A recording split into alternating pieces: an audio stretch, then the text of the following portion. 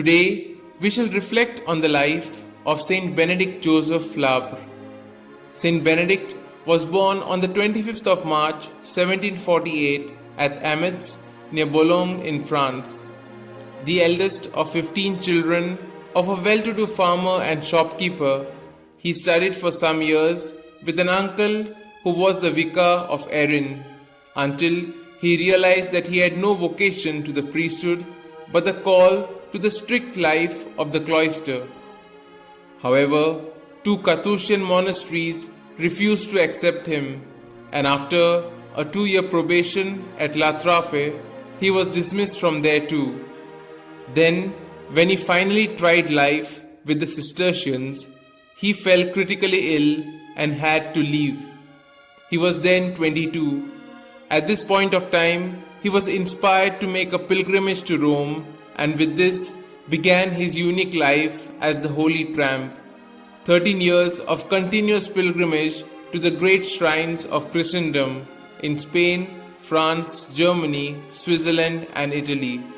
For baggage, he had only his New Testament, his breviary, which he recited daily, the Imitation of Christ, and some books of prayer.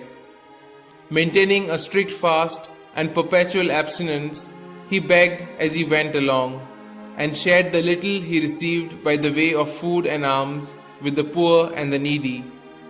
Ever wrapped in prayer day and night, he would break his silence only when charity absolutely demanded it. Although poorly clad and suffering from the elements, he remained perennially cheerful.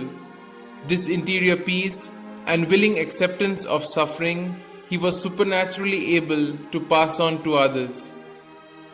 At Assisi, he became a Franciscan tertiary. After 7 years of pilgrimages, he made Rome his headquarters, but had no cell or fixed abode anywhere, and took his modicum of sleep among the ruins of the Colosseum. There, in the dead of night, he would implore God's mercy with outstretched arms before the Stations of the Cross.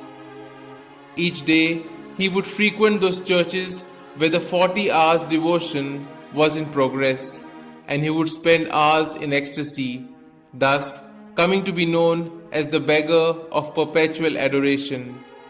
His ardent love for Our Lady would often reveal itself involuntarily in some spontaneous and affectionate salutation. When he died on the 16th of April 1783 during the Holy Week, aged 35, such crowds poured into the Santa Maria dei Monti, where he lay in state, that the Easter Mass could not be sung, and the military had to be called to maintain order. 136 miraculous cures were attributed to his intercession within the first 3 months, leading to his canonization at the hands of Pope Leo VIII on the 8th of December 1883.